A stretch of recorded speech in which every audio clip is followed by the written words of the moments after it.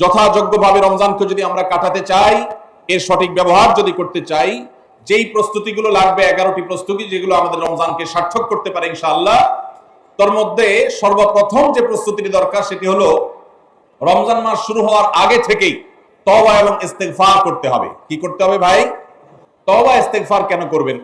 তওবা ইস্তেগফার তো সারা বছরের রুটিন আমল। রমজানকে কেন্দ্র করে রমজান মাসকে যদি আপনি সঠিকভাবে ব্যবহার করতে চান, তাহলে কেন আপনাকে তওবা ইস্তেগফার করতে হবে? কারণ হলো তওবা এবং ইস্তেগফার এর মাধ্যমে আমরা আল্লাহর রহমতের উপযুক্ত হব। আমাদের নানা নাফরমানের কারণে আল্লাহর রহমত থেকে আমরা দূরে সরে গেছি। লানত অর্থাৎ রহমত থেকে দূরে সরে যাওয়া, এটার উপযুক্ত হয়ে গেছে অনেকে। এই জন্য ভাইরা, এখন থেকে রমাদানের প্রস্তুতির নিয়তে আল্লাহর কাছে তওবা করা, গুনাহ মাফ চাওয়া, ইস্তিগফার করা, জীবন পরিবর্তন করবার সংকল্প করা, এটা হবে আমাদের রমাদানের প্রথম প্রস্তুতি। চেষ্টা করবো তো ইনশাআল্লাহ। দ্বিতীয় প্রস্তুতি হলো রমাদান মাসে কোরআন এবং হাদিস সম্পর্কে যাদের মৌলিক ধারণা আছে, হাদিসে রাসূল সম্পর্কে যাদের একটু ঘাটাঘাটিও আছে, তারা জানেন 2-3টা আমল সম্পর্কে কোরআন এবং সুন্নাহর সবচেয়ে বেশি সংখ্যক ভাষ্য বর্ণিত হয়েছে। সবচেয়ে বেশি সংখ্যক, এত ফজিলতের, এত তাৎপর্যের, এত মর্যাদার হাদিস আর অন্য আমল সম্পর্কে সাধারণত দেখা যায় না। সেই কয়েকটি আমল যেগুলোর ফজিলত বিপুল পরিমাণ, যেগুলোর ফজিলত সম্পর্কিত হাদিসের সংখ্যা অনেক, সেই রকম আমলগুলোর মধ্যে থেকে অন্যতম আমল হলো এই রমাদান কেন্দ্রিক আমল, সিয়াম, রোজা, এগুলোর ফজিলত। তো আমাদের রমাদান কেন্দ্রিক প্রস্তুতি হিসাবে দ্বিতীয়ত যে কাজটি আমরা করতে পারি সেটি হলো এখন থেকেই রমাদান মাসের কি কি ফজিলত আছে, সিয়াম সাধনার কি কি ফজিলত আছে, রমাদানের কি কি আমল আছে, বিশেষ করে ফজিলত এবং মর্যাদার কথাগুলো আলোচনা শুরু করা। এখন থেকে বাসা বাড়িতে গোল হয়ে কোন নির্দিষ্ট বইকে কেন্দ্র করে পাঠচক্র হতে পারে, গ্রুপ স্টাডি হতে পারে, পর্যালোচনা হতে পারে যে রমাদান মাসের কি কি মাহাত্ম্য আছে, এক একজন এক একটা বললেন। এই আলোচনা পর্যালোচনার মধ্য দিয়ে মনোজগতে রমাদানের জন্য এক ধরনের প্রস্তুতি, এক ধরনের আবহ তৈরি হবে ইনশাআল্লাহ। এজন্য দ্বিতীয় প্রস্তুতি হিসাবে আমরা এই কাজটি ইনশাআল্লাহ করব, সেটা হলো রমজানের ফজিলত, রমজানের মর্যাদা, সিয়ামের ফজিলত, অন্যান্য আমলের উপকারিতা, সেগুলো নিয়ে আমরা বেশি বেশি পর্যালোচনা করব। যত বেশি আপনি আগে থেকে পর্যালোচনা করবেন, রমাদানের প্রতি আপনার তৃষ্ণা, সিয়াম সাধনার প্রতি আপনার ভেতরে আকাঙ্ক্ষা, প্রত্যাশা এবং প্রতীক্ষা, এটা আপনার মধ্যে বাড়তে থাকবে এবং রমাদানের প্রতিটা মিনিটকে কাজে লাগাবার জন্য তাগাদা আপনার ভিতরে অনুভব হবে ইনশাআল্লাহ।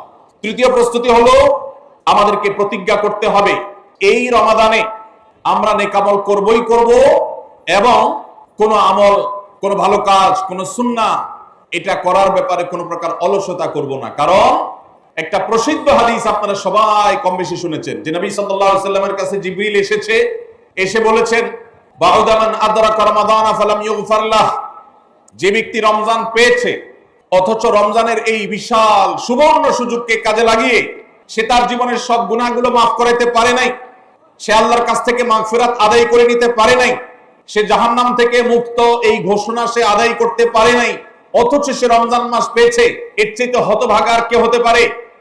সে ধ্বংস হোক, এই বদদুআয় নবী সাল্লাল্লাহু আলাইহি সাল্লাম আমিন বলে সমর্থন জানিয়েছেন, সায় দিয়েছেন। এজন্য ভাইরা, রমজান মাস এসেছে কিন্তু আমল ইবাদত হয় নাই, রমজান মাস এসেছে আবার চলে গেছে কিন্তু আমার গুনাহ আল্লাহর কাছ থেকে মাফ করাতে পেরেছি বলে আমার বুক সায় দেয় না, তাহলে এর চেয়ে বড় হতভাগা, এর চেয়ে বড় কপাল পড়ার কেউ হতে পারে না। রমজানের আমল ইবাদত, রমজানের নেক আমল, রমজানের দোয়া, রমজান মাসের চোখের পানি ফেলা, এটা ভাইরা শুধুমাত্র নিজের প্রেরণার জায়গা থেকে শুধুমাত্র সওয়াব আহরণের জন্যই নয়। এটা যদি না করি তাহলে জিবরিলের বদদুআ, নবীজি সাল্লাল্লাহু আলাইহি সাল্লামের বদদুআ, আল্লাহর পক্ষ থেকে ধ্বংস হওয়ার পরোয়ানা, এগুলো অনিবার্য হয়ে যাবে। এই কথা চিন্তা করে এখন থেকে রমাদান কেন্দ্রিক প্রস্তুতির অংশ হিসাবে আমাদেরকে প্রতিজ্ঞা করতে হবে এইবারের রমাদানের প্রতিটা দিন আমি আল্লাহর কাছে চোখের পানি ফেলে একটা নির্দিষ্ট সময় কান্নাকাটি করব, আমার গুনাহ খাতাগুলোকে মাফ করাবো, জাহান্নামীদের তালিকা আমার নাম যদি কোনো কারণে যেয়ে থাকে আমি এমন ভাবে রোনাজারি করব, এমন ভাবে ইস্তেগফার করব, এমন ভাবে চোখের পানি ফেলবো, একান্তে নীরবে আল্লাহর সাথে কথা বলবো যেন আমার সমস্ত গুনাহগুলো মাফ হয়, জাহান্নামীদের তালিকা থেকে যেন আমার নাম কেটে যায়। এর জন্য ভাইরা এখন থেকে প্রতিজ্ঞাটা করতে হবে। প্রস্তুতি হলো কাজ হবে রমজানে, কিন্তু প্রতিজ্ঞা হবে এখন থেকে যে আমি কোনোভাবে এইবারের রমজানের সুযোগ আর হাতছাড়া করব না ইনশাআল্লাহ। 4 নম্বর যে প্রস্তুতিটা আমাদের নিতে হবে সেটা হলো, যদি আগের রমজানের কোনো রোজা কারোর কাজা থাকে এই রমজান আসার আগে আগে শাবান মাসের মধ্যেই সেই কাজাগুলো আদায় করে ফেলা উচিত। আম্মা জান আয়েশা রাদিয়াল্লাহু তাআলা আনহা বলেছেন, নারী হিসাবে রমাদান মাসে যে কয়েকটা রোজা ভাঙতি পড়ে, নবীজি সাল্লাল্লাহু আলাইহি সাল্লাম রমাদান পরে পুরো সময়টা তার কাছে থাকার কারণে তিনি সেই রোজাগুলো রাখার সুযোগ সেভাবে পেতেন না। স্বামীর হকের কথা মাথায় রেখে রোজাগুলো রাখতেন না। এবং শাবান মাস আসলে নবীজি সাল্লাল্লাহু আলাইহি সাল্লাম নিজেও বেশি বেশি নফল রোজা রাখতেন। মা আয়েশা রাদিয়াল্লাহু তাআলা আনহা বলেছেন যে তিনিও তার রমজানের বাকি রোজা যেগুলো ছিল ভাঙতি রোজা, সেগুলো তিনি রেখে ফেলতেন। এই হাদিস থেকে বোঝা যায় রমজানের রোজা যদি কারোর কাজা হয়, পুরুষদের অসুস্থতার কারণে হতে পারে, মা বোনদের মাসিকার কারণে হতে পারে, তাহলে সেই রোজা যত দ্রুত সম্ভব আমরা কাজা করে ফেলবো। এবং সেই কাজা করতে যদি কোনো কারণে, যৌক্তিক কারণে বা যে কোনো কারণে যদি বিলম্ব হয়, তাহলে এই বছরের আসন্ন রমজানের প্রস্তুতির অংশ হিসাবে আগের রমজানের কোনো ভাঙতি রোজা থাকলে সেগুলো সব রেখে কাজা করে সম্পূর্ণভাবে এই রোজার জন্য প্রস্তুত হবে। এটা হলো 4 নম্বর প্রস্তুতি। 5 নম্বরের রমজানের প্রস্তুতি হলো আল্লাহ রাব্বুল আলামিনের কিছু সাধারণ ক্ষমা আছে, কমন ক্ষমা, গণহারে মাফ। আল্লাহ তাআলার এই যে সাধারণ ক্ষমা, গণহারে মাফ, এই গণক্ষমার উপযুক্ততা নষ্ট করে দেয় দুটি জিনিস। তার একটি হলো শিরক, আরেকটি হলো হাসাদ। একটা হলো হিংসা, আরেকটা হলো শিরক। নবী করিম সাল্লাল্লাহু আলাইহি ওয়াসাল্লাম বিভিন্ন হাদিস থেকে আমরা জানি, তিনি বলেছেন আল্লাহ রাব্বুল আলামিন বিশেষ করে লাইলাতুন নিসফি মিন শাবানে যখন মানুষকে গণহারে ক্ষমা করেন, তখন 2 শ্রেণীর মানুষকে আল্লাহ তাআলা মাফ করেন না, ইল্লা লিল মুশরিকিন ওয়া মুশাহিন। তবে যদি মুশরিক আর মুশাহিন থাকে, শত্রুতা করে, হিংসা করে অন্যের প্রতি, এইরকম মানুষ যদি থাকে, তাদেরকে আল্লাহ তাআলা সাধারণ ক্ষমা আওতায় আনেন না। রমজানে আল্লাহ তাআলা প্রতিদিন বহু মানুষকে সাধারণ ক্ষমা করেন। রমজান যখন কাছে আসে, সে দশক আসে, তখন সাধারণ ক্ষমার পরিমাণ বেড়ে যায়।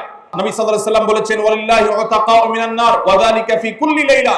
রমজানের প্রত্যেক রাতে বহু মানুষকে আল্লাহ তাআলা জাহান্নাম থেকে মুক্ত ঘোষণা দিয়ে দেন, অমুক জাহান্নাম থেকে মুক্ত, অমুকের ছেলে অমুক জাহান্নাম থেকে মুক্ত, অমুকের ছেলে অমুক, তার নাম জাহান্নামের তালিকা থেকে কাটা, জান্নাতের তালিকায় চলে আসবে। অসংখ্য মানুষকে ভাবে এই সুযোগ আল্লাহ তাআলা দান করেন। যারা শিরকে লিপ্ত, সেটা যেই কোনো ধরনের শিরক হোক, কবরকে যারা সিজদা করে, মাজারকে যারা পুজো করে, জীবিত মৃত মানুষকে যারা সিজদা করে, কবরে যারা প্রার্থনা করে, সেখানে যারা সন্তান চায়, ব্যবসার উন্নতি চায়, যত প্রকার শিরক আছে কবর কেন্দ্রিক, এগুলাতে লিপ্ত হয়, অথবা এর বাইরে আরো যত রকমের শিরক গোটা দুনিয়াতে আছে, কোন প্রকার শিরকে যখন মানুষ লিপ্ত হয়, তখন এই ব্যক্তি আল্লাহ তাআলার সাধারণ ক্ষমার উপযুক্ত আর থাকে না।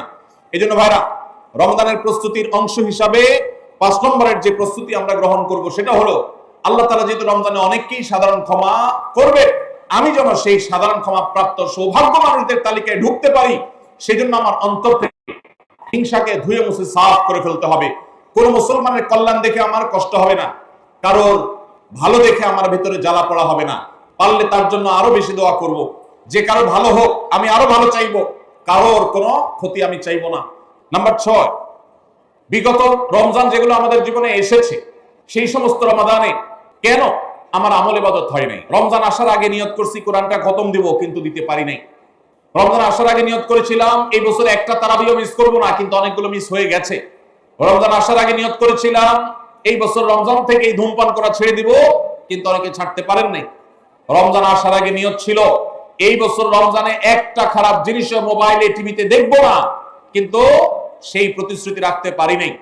কেন পারি না? বিগত রমজানের সমস্ত আমল নামা নিয়ে বসতে হবে এখন থেকে, শাবান থেকে, আজকে থেকেই, যে আমার গত রমজানে আমল ইবাদতের ক্ষেত্রে প্রতিবন্ধকতা, বাধাগুলো কি কি ছিল, একটা একটা করে সম্ভব হলে লিখে ফেলবেন। নাম্বার 1, আমি তারাবিটা নিয়মিত পড়তে পারি নাই, কারণ অমুক অমুক বন্ধুর সাথে আড্ডায় যেতে হয়েছে, তাহলে এটা আমার একটা বাধা। আমি হারাম জিনিস থেকে বেঁচে থাকবো, কিন্তু পারি নাই কেন? কারণ ফেসবুকে ঢুকছে একটা কাজে, সেখান থেকে আমার আরো 5টা অকাজ করা লাগছে, তাহলে এটা আরেকটা কারণ, ফেসবুক। এভাবে একটা একটা করে আপনি যদি কারণ লেখেন, লেখার পর আসন্ন রমাদানকে অর্থবহ এবং সার্থক করবার স্বার্থে এবং প্রয়োজনে সেই চিহ্নিত কারণগুলো একটা একটা ধরে হিম্মত করে, সৎসাহস করে আল্লাহকে সন্তুষ্ট করবার আশায় ছুঁড়ে ফেলে দিতে হবে নিজের জীবন থেকে। এই সংকল্প এবং এই কাজটা যদি আপনি করতে পারেন, তাহলে ইনশাআল্লাহ আপনি দেখবেন আপনার এই রমজান আপনার জীবনের শ্রেষ্ঠ রমজান হয়েছে। ভাইরা আমার, বহু সাহাবী আছেন, তাদের জীবনে রমজান মাত্র পেয়েছেন একটা রমজান পেয়েছেন, এরপরে রমজান আসার আগে হয়তো জিহাদের ময়দানে গিয়ে শাহাদাত বরণ করেছেন। আর আমরা জন্মসূত্রে মুসলমান হওয়ার সুবাদে এক একজন মানুষ 20টা 30টা 40টা 50টা রমজান আমরা পেয়েছি। দুর্ভাগ্য আমাদের, সাহাবা একরাম মাত্র 2 4 5টা রমজান পেয়ে তাদের জীবনকে যেই পর্যায়ে নিয়ে গেছেন, আমরা বেশিরভাগ মানুষ জীবনে 30 40 50টা রমজান পেয়েও আমাদের জীবনকে সে পর্যায়ে নিতে পারি নাই। ভাইরা আমার, এই জন্যই আসন্ন রমজানকে সঠিকভাবে ব্যবহার করবার জন্য আমাদের বিগত রমজানগুলোর সমস্ত সমস্যাগুলোকে চিহ্নিত করতে হবে। কি কি কারণে আমি এর আগের রমজানগুলো সঠিকভাবে কাজে লাগাতে পারিনি, ব্যবহার করতে পারিনি, সেগুলো একটা একটা করে দূর করতে হবে।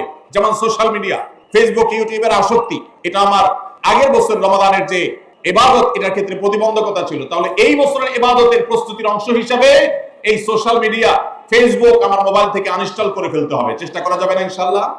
ভাইরা আমার, যদি ফেসবুক আমার আমল ইবাদতের প্রতিবন্ধকতা তৈরি করে, তাহলে ফেসবুককে আল্লাহর জন্য কোরবানি করবেন রমজান মাস উপলক্ষে। কারা কারা প্রস্তুত আছেন? হাত তোলেন। বুঝে শুনে হাত তুলছেন? বুঝে শুনে হাত তুলছেন? আল্লাহ এই হাতগুলোকে সবগুলোকে কবুল আর মঞ্জুর করুন। যুবক ভাইরা, আপনারা ফেসবুক মোবাইল থেকে আনইনস্টল করার নিয়ত করছেন, এটার মানে কিন্তু আপনারা এক একজন আল্লাহর রাহে কোরবানি হওয়ার নিয়ত করছেন। প্রস্তুত আছেন তো ইনশাআল্লাহ? নিজেদের কোরবানি করার জন্য প্রস্তুত আছেন তো ইনশাআল্লাহ? আল্লাহ তাআলা আমাদেরকে তৌফিক দান করুন। ভাইরা আমার, রমাদানের 6 নম্বর প্রস্তুতির অংশ হিসাবে যে কাজটি করতে হবে বলছিলাম, সেটা হলো আমাদের সমস্যাগুলো কি কি হয়েছে সেগুলো চিহ্নিত করে সেগুলো দূর করতে হবে। আর 7 নম্বর প্রস্তুতির অংশ হিসাবে আমরা যেটি করব সেটা হলো রমাদান কেন্দ্রিক সমস্ত আহকাম এবং মাসাইল, বিধিবিধানগুলো আমাদের শিখে ফেলতে হবে। এটা রমজানের প্রস্তুতি। আমাদের দেশে অনেক মসজিদে ইমাম সাহেবরা তালিম করেন রোজা ভঙ্গের কারণ কি, রোজা মাকরুহ হওয়ার কারণ কি, রোজার জন্য ক্ষতিকর বিষয়গুলো কি কি, এগুলো রমজান মাসে বিভিন্ন নামাজের পরে তালিম করেন।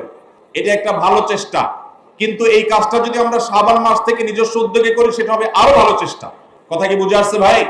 তাহলে রমজান আসার আগে থেকেই আমরা মাসাইলের তালিম, মাসাইলের শিক্ষা, জ্ঞান অর্জন, রমজানের বিধিবিধানগুলো আমরা জানার চেষ্টা করব। এটা হবে পার্ট অফ প্রিপারেশন ফর রমাদান। রমজানের জন্য প্রস্তুতির অংশ হিসাবে আমাদের এখন থেকে রমজান এবং সিয়ামের মাসাইলগুলো জানতে হবে। আল্লাহ আমাদের সবাইকে আমলের তৌফিক দান করুন। 8 নম্বর হলো রমজানে যে আমলগুলো করবেন এখন থেকে সেগুলোর ওয়ার্ম আপ এবং রিহার্সাল শুরু করে দিবেন, প্রস্তুতি শুরু করে দিবেন, চর্চা শুরু করে দিবেন। কারণ মানুষ দাঁড়ানো অবস্থায় হঠাৎ করে জোরে দৌড় দিতে পারে না। একটা গাড়ি সেটা দাঁড়ানো অবস্থায় হঠাৎ করে 100 150 110 20 গতিতে চলতে পারে না। প্রথম 10 20 হয়, এরপর 40 60 হয়, এরপর আস্তে আস্তে 100 বা 110 20 হয়। এজন্য রমজান মাসে যদি আপনি বিপুল পরিমাণ ইবাদত করতে চান, অনেকে আছেন অপেক্ষা থাকেন রমজানের চাঁদ উঠলে সব শুরু করব, এদের দ্বারা জীবনে কিছুই হয় না। যারা আসলেই রমজানে কিছু করতে চায় তারা এখন থেকে শুরু করবে। রমজানে আমরা রোজা রাখবো, নবী সাল্লাল্লাহু আলাইহি ওয়াসাল্লাম শাবান থেকে নফল রোজা রাখার অভ্যাস শুরু করতেন। রমজানে আমরা দোয়া করব, এখন থেকে দোয়া রিহার্সাল শুরু করা, প্রস্তুতি শুরু করা। যে কোনো গুরুত্বপূর্ণ কাজের আগে মহড়া শুরু হয়, তারপরে মূল কাজ শুরু হয়। এজন্য শাবান মাস থেকে আমাদের প্রস্তুতি চলতে হবে। চেষ্টা করা যাবে না ইনশাআল্লাহ? তাহলে 8 নম্বরের প্রস্তুতি হলো যেই আমলগুলো রমজানে করব সেগুলোর রিহার্সাল, সেগুলোর প্রস্তুতি, ওয়ার্ম আপ এখন থেকে শুরু হবে। নাম্বার 9, রমজান মাসের দিন এবং রাত যেভাবে কাটাবেন তার জন্য একটা প্ল্যান করে ফেলবেন, সুন্দর করে একটা স্কেডিউল করে ফেলবেন, রুটিন করে ফেলবেন যে আমি কোরআন তেলাওয়াতটা কোন সময় করব, দিনের কোন সময়টাতে আমি কোরআন তেলাওয়াতের জন্য টাইম বরাদ্দ রাখলে সেটা মিস হবে না। হতে পারে ঘুমানোর আগে, হতে পারে ফজরের পরে। কোন টাইমটা আমার সবচেয়ে কোরআন তেলাওয়াতের জন্য নিরাপদ টাইম সেটা আমি ফিক্স করব। এই ঠিক একইভাবে আমি আল্লাহর কাছে রোনাজারের জন্য ভালো সময় কোনটা সেটা ঠিক করব। রমাদানকে অর্থবহ করবার জন্য আপনার প্ল্যান করতে হবে আগে থেকে, সেটা এখন থেকেই, যে আপনি কখন কোন কাজটা করবেন, কোন আমলটা করবেন, কোন ভালো কাজটা করবেন। এগুলো যদি আগে থেকে প্ল্যান হয় দেখবেন কাজটা করা সহজ হয়েছে। নাম্বার 10, রমাদানের প্রস্তুতির অংশ হিসাবে চাঁদ দেখার চেষ্টা করতে হবে। চাঁদ দেখা, আজকাল চাঁদ দেখার আমলটা বিলুপ্ত হয়ে গেছে, অনেকটাই হারিয়ে যাচ্ছে। চাঁদ দেখা কমিটি ছাড়া সাধারণ মানুষ চাঁদ দেখতে আমরা ভুলে গেছি। আমরা চাঁদ দেখি কিন্তু ফেসবুকে, আকাশে না। চাঁদ কি ফেসবুকে দেখবেন না আকাশে দেখবেন? নবীজি বলেছেন সুমু লিরুইয়াতিহি ওয়া আফতিরু লিরুইয়াতিহি, তোমরা রোজা রাখো চাঁদ দেখে, আবার ঈদও করো চাঁদ দেখে। এজন্য 29শে শাবান পশ্চিম আকাশে চাঁদ খোঁজার চেষ্টা করবেন সন্ধ্যার সময়। চেষ্টা করবেন না ইনশাআল্লাহ? চেষ্টা করে যদি চাঁদ দেখতে নাও পারেন তারপর আপনি সওয়াব পাবেন। আর যদি চাঁদ দেখেন তাহলে দোয়া করবেন আল্লাহুম্মা আহিল্লাহু আলাইনা বিল ইয়ুমনি ওয়াল ঈমান ওয়াস সালামাতি ওয়াল ইসলাম রাব্বি ওয়া রাব্বুকাল্লাহ। হে আল্লাহ, এই চাঁদকে আপনি বরকত এবং ঈমান দিয়ে আমার জন্য পরিপূর্ণ করে দিন। এই মাস আমার জন্য নিরাপদ এবং ইসলাম দিয়ে পরিপূর্ণ করে দিন। হে চাঁদ, তোমার আর আমার পালন করতে একজন আল্লাহ। অতএব এই চাঁদ দেখার চেষ্টা করবো। এটাও রমাদানের প্রিপারেশন, রমাদানের প্রস্তুতির অংশ। 11 নম্বর হলো আল্লাহর কাছে ভাই চোখের পানি ফেলে এখন থেকে দোয়া করবো, আল্লাহ এই যে রমজান আসছে এটা যেন আমার জন্য লাইফ চেঞ্জিং হয়, এটা যেন আমার জীবন পরিবর্তনকারী হয়, এটা যেন আমাকে মুত্তাকি বানিয়ে ছাড়ে, এটা যেন আমাকে নেকামল ওয়ালা বানিয়ে দেয়, এটা যেন আমার জীবনে বিশাল বড় অ্যাচিভমেন্ট এনে দেয়, এটা যেন আমাকে মাগফিরাত পাইয়ে দেয়, এটা যেন আমাকে নাজাত পাইয়ে দেয়, এটা যেন আমাকে জান্নাতের উপযুক্ত করে। এই রমজান যেন আমাকে জাহান্নামীদের তালিকা থেকে আমার নামকে কাটানোর নিশ্চয়তা এনে দেয়। সেইভাবে রমজানকে কাটাবার জন্য আপনি তৌফিক দান করুন। এখন থেকে আল্লাহর কাছে এই বরাদ্দ আদায় করতে হবে, চেয়ে নিতে হবে এবং সেটার জন্য দোয়া করতে হবে। এই দোয়াটা হলো একাদশ এবং সর্বশেষ প্রস্তুতি। চেষ্টা করা যাবে না ইনশাআল্লাহ?